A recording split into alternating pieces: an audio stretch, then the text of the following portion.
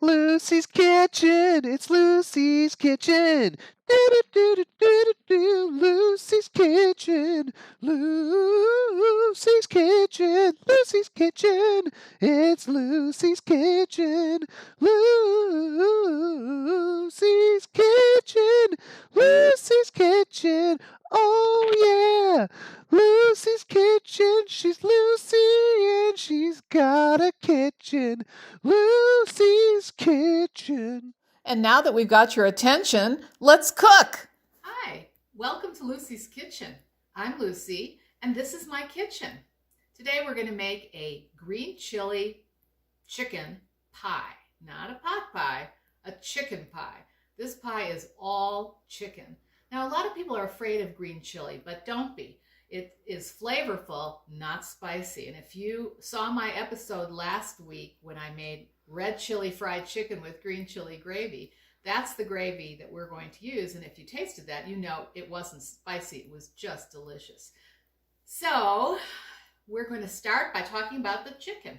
Now, I poached this chicken earlier today. It's chicken thighs, and you can use chicken breasts. You can even use a rotisserie chicken that you pick up at the store and just shred the meat. I like to shred it rather than cut it into cubes. And the reason is that it stays moister and it picks up more of the gravy, and it ultimately makes a tastier pie. And so we've got about 2 pounds of chicken, and I did cook it. And when you poach it yourself, just make sure you add a few herbs and spices as you would if you were making chicken broth. So add some peppercorns, add a bit of clove, some thyme, a little sprig of parsley, bay leaf, all those things. Make sure it's covered with water, all the meat and the herbs, and bring it to a boil and then simmer it for like 30 minutes. It's done, and you have a bonus of some chicken broth. And that can be an important ingredient if you're doing the ultimate shortcut, which is to use, instead of gravy, to use a can of cream of chicken soup or a can of cream of celery or some other thing to make this super, super easy. Now, this is one of those dishes that you can cook when you're coming home from work and you're really tired. You've made it in the morning and it's ready to go. Pop it in the oven and you've got this great thing. And it's not something you picked up from the grocer's freezer department. It's something you made yourself, and it's super, super healthy and delicious. And the fact that it has green chili in it is just because I happen to have green chili. Now, when I make any kind of gravy, I always try to save some for future uses, and then I put it in my freezer, pull it out, a couple weeks later, and then add it to a different dish. So in this case, I have this delicious gravy, and I've got probably about 2.5 cups of gravy, which is way more than I'm going to need. And so we just, this recipe could not be easier. So we've got the shredded chicken. I'm going to just put it in this measuring cup. Whoops, that's a little noisy. There we go. And it looks like I have a lot of chicken, actually. Let's see. Oh yeah. So this is about 5 or 6 cups of chicken. You don't need this much. You can do it with 4, and a lot of what you put together here depends on how much chicken you have and how big a pie plate you use, and you're going to learn how to combine these so that you don't even have to think about it, and it's not too much and it's not too little. If you are using this canned soup, it really does you enhance the flavor when you add some of that cooking liquid to it. And if you don't have any cooking liquid because you didn't do that, you just picked up a rotisserie chicken, which, by the way, is perfectly fine. Don't worry, you could just use water. What I want to do first is talk about the gravy. This gravy is really thick. You can see it. It has a lot of body. So this is going to be a very good gravy for our pie. And as I said, I don't think I want to use 2.5 cups. I really think I'm going to use 1.5 cups. Again, I might add a little more, a little less. So what I'm going to just start with here is just put some on top of here. And then I'm going to stir it around, see if I think it's enough. And then you'll be able to see what it's supposed to look like, because it shouldn't be super juicy. And you can also save some of your gravy to serve at the table. You can just heat it up, serve it at the table, and then you'll have extra gravy too. It's better to make the inside of the chicken pie a little bit drier so that it just doesn't fall apart and get all gooey at the end. And I think I've used probably 1.5 cups here. And I think that's the perfect amount. So if you're looking at this, you want to make sure that it's well coated, but that it's not soupy. And I think that looks wonderful. Now, before I go any further, I'm going to actually taste my gravy, because I don't remember. Is it savory? Is it salty? Does it have the right seasonings? And this is the point when I can fix that. Yum. Oh, that is so good.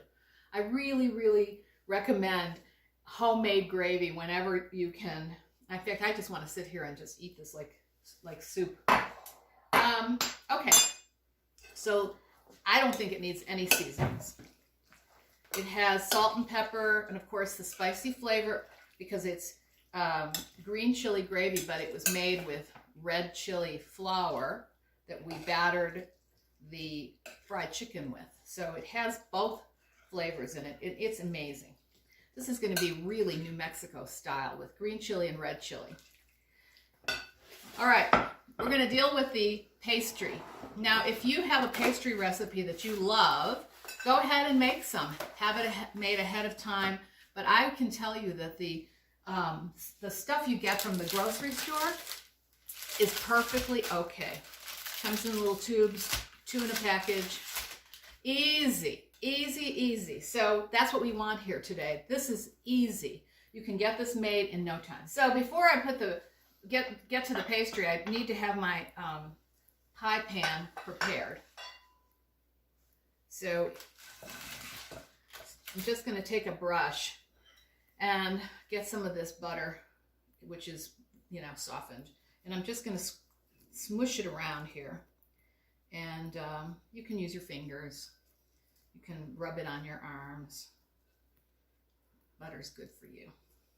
And put it up to the sides. And I even like to put a little bit around the rim. And because this is going to be a fairly big pie, I want to make sure that when I cut it later, that it can lift off the pie pan without crumbling. Sometimes the pie crust sticks to the pan. So I'm going to put this aside now. And now we'll get to our pastry. As I said, you don't have to go to the trouble of making your own pastry unless you really have a recipe that you love.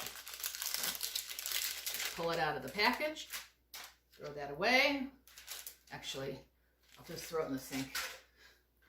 Here we go. This is super easy, as I said.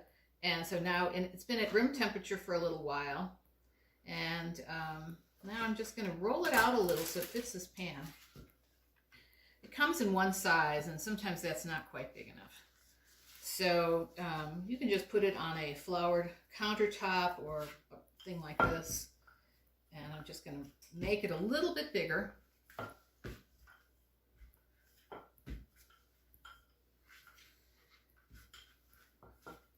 Now, another thing, you don't have to even bother to do this. This is one of the steps that, you usually on the pie crust box it says roll out to 12 inches or whatever. You don't even have to really do that because you can do it with your fingers in the pie dish. But sometimes it tears and freaks people out, so don't let it freak you out. I'm bringing my pie pan over. And here we go. And then just roll it out. There you go. In fact, it's easy to lift. And then you want to kind of carefully push it into the bottom of the pan or dish.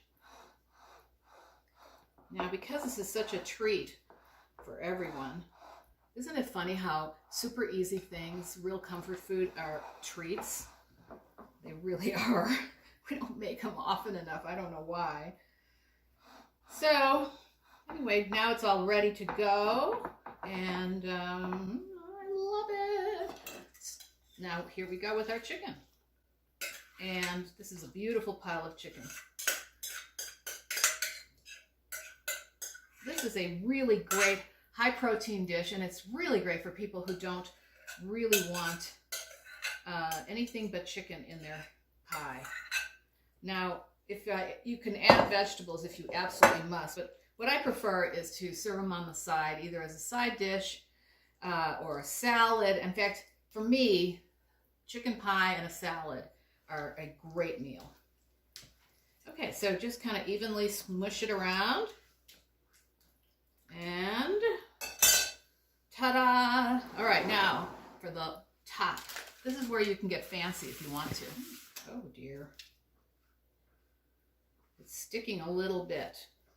A little flour wouldn't hurt here. Now, one of the things about making any kind of pie with two crusts is that you have to cut slits in it to let out the steam. Otherwise, it'll just crack wherever it wants to. And the filling may even spill out. You definitely don't want that. So I'm going to roll this out just a little bit, not as much as the bottom, just a tiny bit. And okay, that's enough.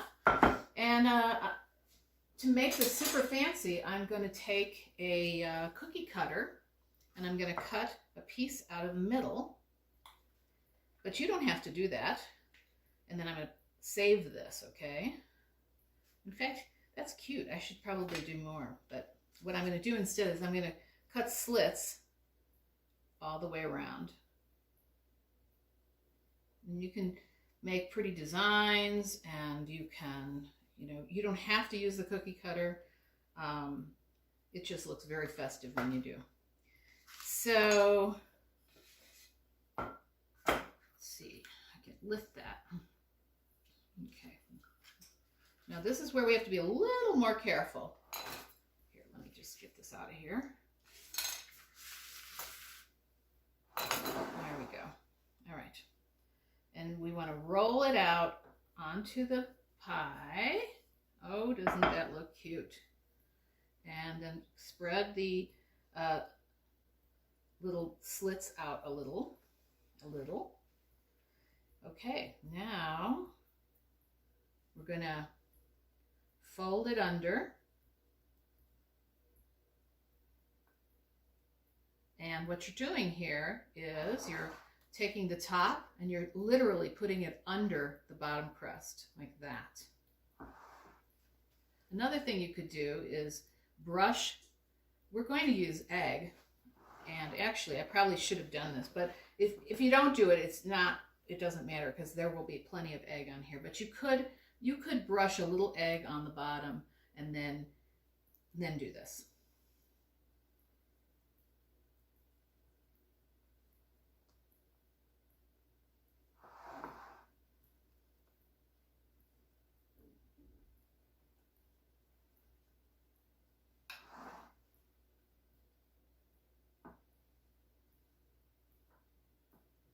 Okay, now that we have it folded, we want to take our finger and just kind of make indentations all the way around.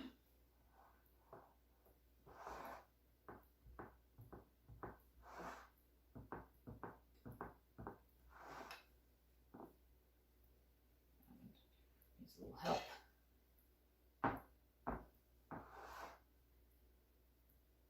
And don't worry if they're not perfect, because you're going to go around one more time and pinch them again. Okay, so now we're pinching right there where those indentations are. So this serves two purposes. It looks good, and it also has the effect of keeping the filling from spilling out as it gets hot. Looks good. Looks very fancy. People think, oh, boy, are you a good cook. Which you are. This dish is one of those great dishes to have in your repertoire because you can take it over to a sick friend's house, and I'm pressing down again with my fingers so that we really have a nice, even, and you don't have to wait for it to be a sick friend. You can take it over to a well friend as well. It's great to make one or two of these ahead if you have a lot of leftovers, like at Thanksgiving when you have turkey and you don't know what to do with it. You can make a couple of these. You should have plenty of gravy and plenty of turkey meat, and you just make a couple of these, put them in your freezer, and then in, a few weeks when you're really busy and just thinking, oh, I just want something that just comforts me, then you can just pull one out and put it in the oven, and you got dinner. All right, we get to do the decorating with our egg now, and I've beaten one egg with about a tablespoon of water, maybe not even a tablespoon, maybe only a teaspoon. The reason we do that is to make it flow a little bit better. I've got a brush, and I'm going to just start brushing all of this with egg.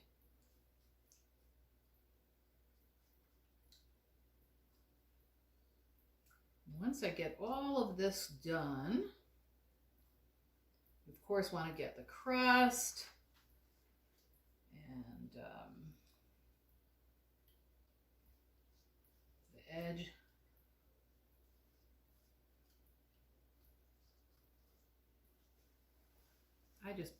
I just put as much egg on as I can possibly put on.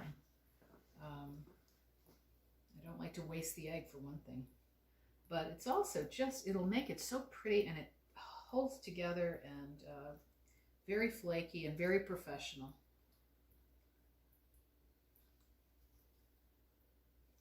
Look at all that. Now my decorating trick, I'm going to turn it around to face me so I can do this, and I think I'm going to do it like that. All right, isn't that cute? So we can do one of two things. We can just leave it with no egg on it, so it'll be completely different. We can brush a little egg on it, which is what I'm going to do. And it will still be very distinctive. And that's it. Okay, now it goes in the oven for about an hour, and you will be able to do this so easily. You'll want to do this all the time. Okay, here it goes. Whew. All right, done. So see you in an hour, and then we'll give it a taste. Well, we've let it cook for an hour, and I've rested it for 10 minutes so it could cool off a little. I think it's beautiful. So I can't wait to taste it. I'm sure it's going to be delicious because it smells amazing. I'm going to I hate to break up the design though.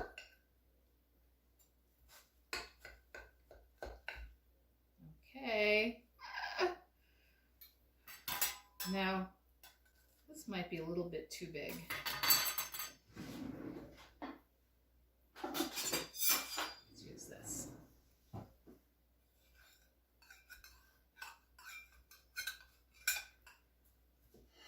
right. Oh, wow. Oh, look at that. It's juicy and gorgeous. Earlier I said we didn't want it to be juicy, but you do want it to be juicy. You just don't want it to be soupy. Oh. All right. Move this over. So I'm serving this with a little bit of a salad on the side. As I said, it's the perfect flavor combination, and it also is very pretty to look at. So let's give this little baby a try.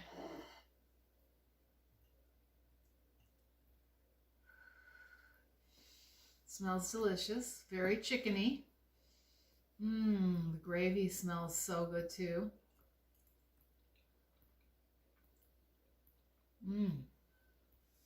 Wow, that's great. It's savory. It's it's comfort. It has just a tiny bit of bite, but not hot. It is so, so good. You're going to want to make this every week. It's incredibly easy. And by the way, just don't forget, you can use pretty much anything as instead of the gravy if you don't have it. But boy, if you have some of this left over from last week's show, I would use it for this. Well, that's it for today. Thank you so much for joining us here at Lucy's Kitchen. Don't forget to like and subscribe and come back next week when we will share more delicious recipes from my kitchen to yours.